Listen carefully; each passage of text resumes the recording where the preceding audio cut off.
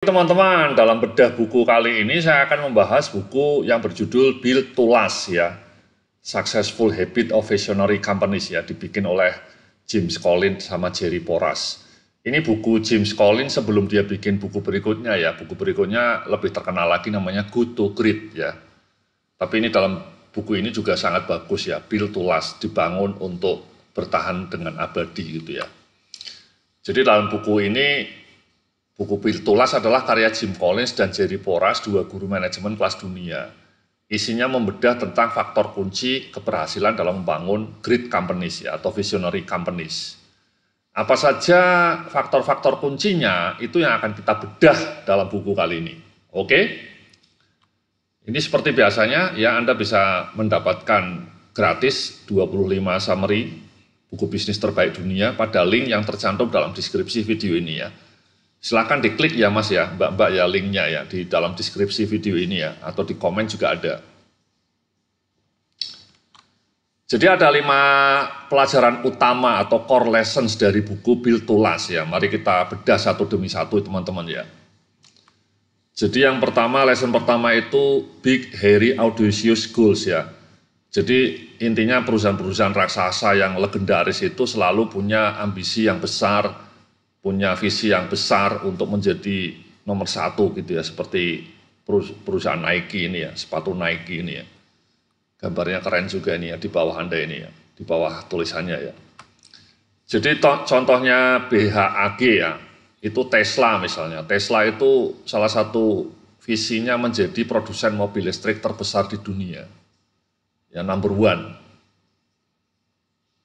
Ya, yang kedua, Google juga keren itu, menyediakan informasi berguna bagi seluruh umat manusia. Keren sekali ya, Google ya. Kemudian Amazon, menjual apa saja secara online ya. Kalau Anda ke Amazon itu, Anda mau nyari barang apa saja ketemu itu, ya di Amazon. Nah ini kan kalau Anda baca 3 tujuan atau visi dari Tesla, Google, Amazon ini kan sangat heroik teman-teman ya. Sangat dahsyat ya. Tesla memang kalah sekarang ya sama BYD teman-teman ya. Sekarang produsen mobil listrik terbesar di dunia BYD ya, sudah ada di Indonesia. Tesla mulai tersingkir. Tapi mereka masih tetap besar juga ya. Nomor 2 terbesar di dunia setelah BYD. Ini visi utamanya Google juga ngeri ya, menyediakan informasi berguna bagi seluruh umat manusia ya. Tapi sekarang Google agak goyah ya, karena ada ChatGPT ya. Kemudian Amazon. Ya, ini contohnya Mas, Mbak-mbak ya. Atau kalau di Indonesia Bank BRI ya, menjadi bank nomor 1 untuk nasabah UKM dan ultramikro. Ya. Atau Unilever menyediakan segala jenis produk toiletries yang berkualitas dengan harga terjangkau. Atau menjual makanan laris juta umat, ya Indomie ya, Indomie rebus. Ini kan ambisi-ambisi yang keren juga ya Mas ya, makanan sejuta umat, kemudian Bank BRI ya, bank rakyat gitu ya, semua desa, semua kecamatan ada bank BRI-nya. Contoh BHAG lainnya ya, menjadi platform e-commerce terbesar di Asia, ya ini Shopee ya, ambisinya Shopee ya. Atau menjadi penyedia layanan sekolah online terbesar di dunia, Coursera namanya, Coursera. Atau menyediakan energi terbarukan terbesar di Asia, idealnya PLN ini, idealnya ya. Jadi itu Mas ya, learning nomor 1 ya, big ambitious goal. Ya, kemudian yang kedua, perusahaan yang visionary company itu punya strong corporate culture ya. Contohnya ini ya, corporate values ya, Toyota Way, Google Way, Microsoft Way ya, mereka punya way of life ya, gaya manajemen Toyota, gaya manajemen Google, atau gaya manajemen Microsoft. Itu mereka punya karakter khusus. Ya misalnya kalau Toyota itu istilahnya lean manufacturing, sangat bagus manufacturingnya, ya produknya andal, defeknya jarang, awet. Google juga, ya ini Toyota Way, ya mereka punya lean manufacturing yang dahsyat ya. Tapi sekarang goyah Mas ya, Toyota goyah gara-gara ada mobil listrik ya. Toyota ini agak enggan menjual mobil listrik karena mereka sudah terlanjur invest ribuan triliun untuk membangun pabrik mobil konvensional ya. Kalau pindah ke mobil listrik, mau diapain nih pabrik-pabriknya? Kan nggak bisa dikonversi menjadi pabrik mobil listrik, Mas. Mbak-mbak ya, itu beda jauh teknologinya. Google Way ya, mereka juga punya kultur kerja yang keren ya, seperti startup, kantornya keren, banyak desain interiornya bagus. Ya kayak gini ya, kayak di gambar ini ya, ini salah satu pemandangan kantor Google di Eropa. Ya, jadi orangnya kreatif, orangnya tidak perlu pakai seragam, ya. Mereka para programmer tidak perlu pakai dasi gitu ya, bebas bajunya, yang penting kerjanya oke gitu ya. Itu kan Google Way, nggak mungkin Anda kerja kayak gini di bank gitu ya, atau di perusahaan-perusahaan yang formal gitu ya. Atau Microsoft, ya kalau Microsoft mungkin gabungan ya.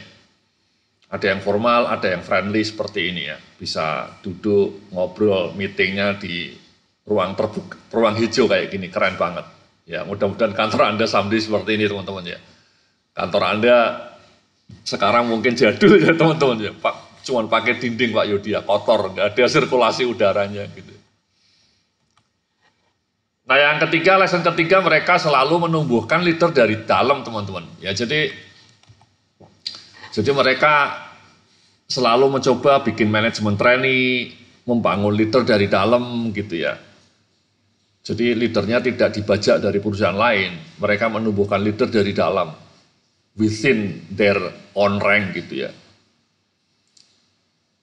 Oke, jadi mereka menjadi perusahaan dengan career planning yang bagus juga ya.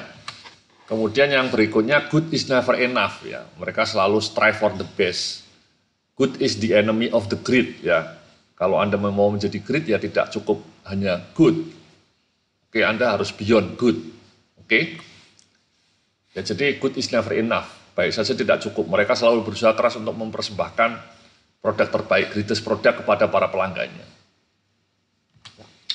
Dan yang terakhir, lesson 5, visionary companies preserve their core competence gitu ya.